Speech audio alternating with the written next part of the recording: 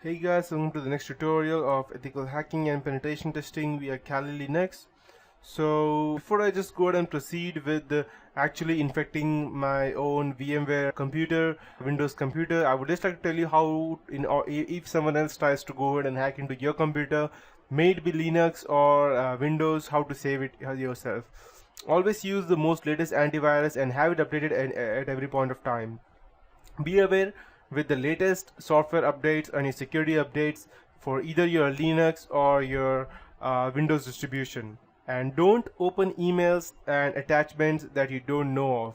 May it be you're running a Linux or you're using a Windows operating system, it doesn't matter. Just don't go ahead and open that. Straight away delete that and don't even check the emails that you don't know. Always check the updates of your antivirus regularly and make sure the antivirus you have installed is not any random antivirus from your torrent. Always go ahead and buy them, because anything you go ahead and download from torrent or from Pirate Bay, they may already have been infected, and if instead of going ahead and protecting your computer, you may yourself go ahead and invite a Trojan horse to go ahead and destroy your own computer. And that's not it from my end. The most important thing that I'll tell you, in case you are using any version of Linux, just go ahead and install the Rootkit Hunter, so that even if you had any other virus inside your computer, you may be able to still go ahead and save yourself. So just go ahead and type apt-get install and just type rkhunter, rk hunter, and just type yes and hit enter, and yes. Okay, I think I'll have to run apt get update first. I have not yet updated since a very long time.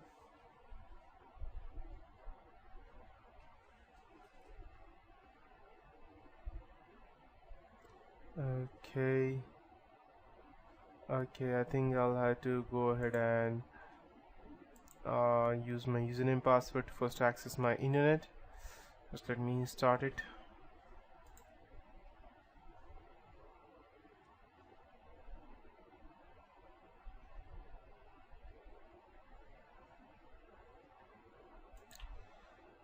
Yep, it's my internet.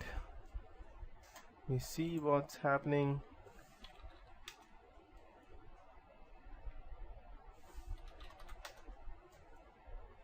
Okay, need to enter the username password, I believe.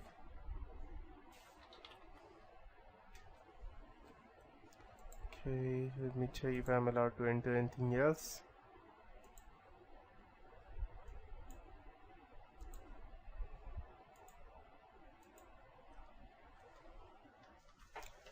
Okay, I'll just go ahead and log in it over here.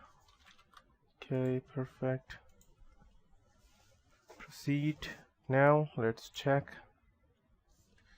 Get install RK Hunter. Now I'll just first go ahead and update everything. Okay, perfect. It's working right now.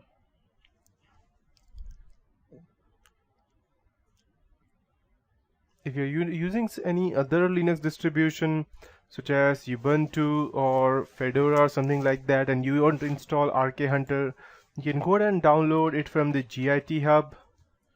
I'll just go ahead and show you, or the SourceForge as well, as you can see.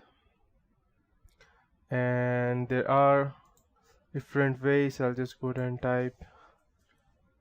As you can see that there are different ways as to how you can go ahead and install the Rootkit Hunter in your system. This is downloaded from the GIT hub. If you're not using Kali Linux or the source repositories, just go ahead and add them in any of your Linux distribution and then go ahead and install that. So let me just go ahead and wait. Perfect. Yes. Okay, perfect. Perfect. So I'll just go ahead and clean. Perfect.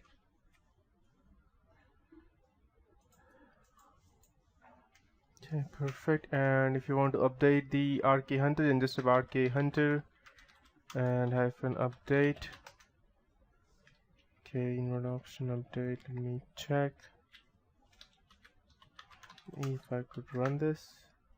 Okay, just go ahead and type C and it will automatically check all the commands, and it will just go ahead and detect everything, whether you have been infected or not. It will scan each and everything from over there.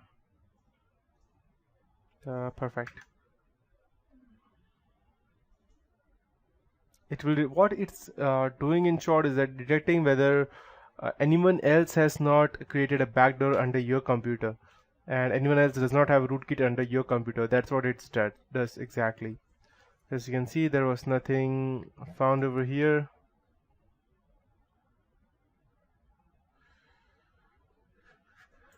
So in files and directories, let's check.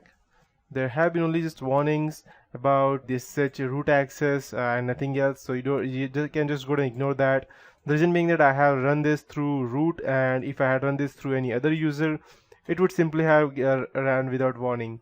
The only thing we got this warning because I run it actually through root. Okay, so yep, perfect. So now let's start with going ahead and gaining access into someone else's computer.